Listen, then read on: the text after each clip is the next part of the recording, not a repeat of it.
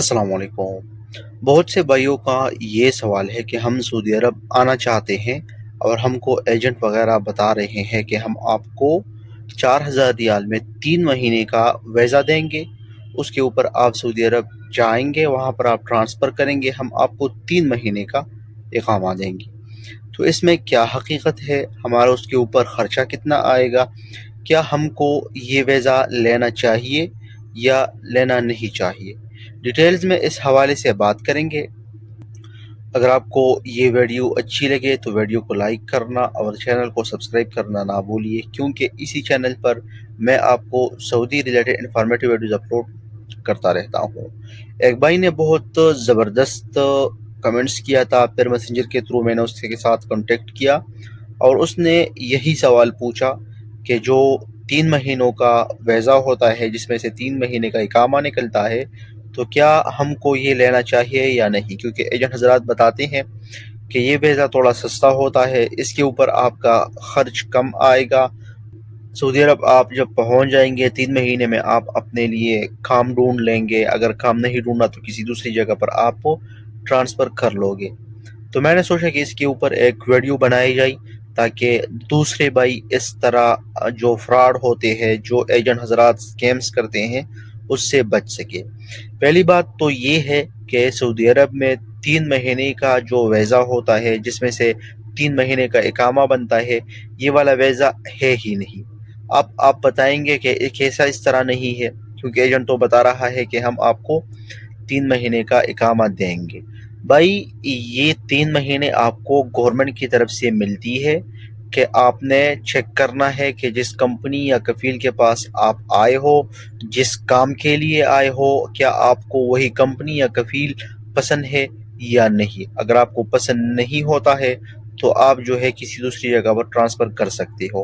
पहले तो आपका 3 महीने का इकामा बनेगा ही नहीं।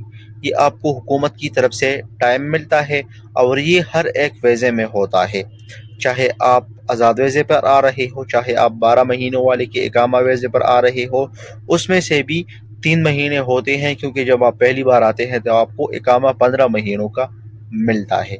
तो ये बात बिल्कुल गलत है कि आपको हम 3 महीने का इकामा देंगे।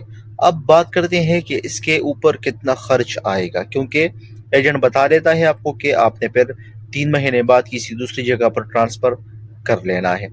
तो जब भी आप अगर आएंगे, पहले तो मेरा आपको ये सजेशन है कि नहीं आना है इस तरह वीज़े के ऊपर। अगर फिर भी आप आएंगे तो जब आप यहाँ पर आएंगे आपका 3 महीने हो जाएंगे, आपको इकामा जो है वो एक्सपायर हो जाएगा।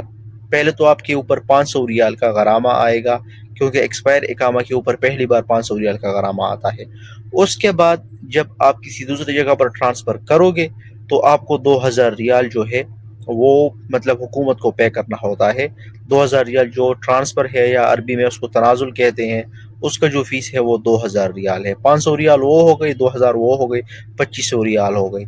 इसके अलावा इसके ऊपर मकतब अमल आता है, कार्ड अमल आता है, इकामा की फ़ीस आता है। कुल मिला के तकरीबन 4,500 रियाल हो जाते हैं। तो तकरीबन आपको जो वीज़ा मिलता है वो 15-16 हज़ार रियाल तक पहुंचेगा, क्योंकि कफील भी आपसे पैसा लेगा। तो इस तरह फ्रॉड से बच के रहिए, इस तरह वीज़ा बिल्कुल ना ख़रीदिए। आप सही वीज़ा पर आए, चाहे छोटा महीना वाला हो या बड़े महीने वाला हो, लेकिन आपने बिल्कुल उस वीज़े पर आना है जिसके अंदर आपको 15 महीने का इकामा मिलेगा। इस तरह किसी की बातों में नहीं आना है, क्योंकि फिर आपको बाद में मुश्किलात होगी, क्योंकि आप सऊदी अरब के हालात भी बुरे हैं।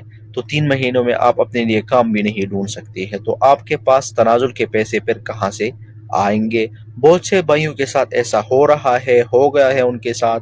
अब वो मतलब यहाँ पर फंस चुके हैं, कुछ भी नहीं कर सकते हैं। तो काइंडली इस तरह वैज़ों से आप बच के रहिए, आपने बिल्कुल नहीं आना है। वीडियो को अपने दोस्तों के साथ ज़रूर शेयर कीजिए, क्योंकि जो नए बंदे सऊदी अरब आ रहे हैं, ताकि उनके साथ इस तरह फ्रॉड ना हो।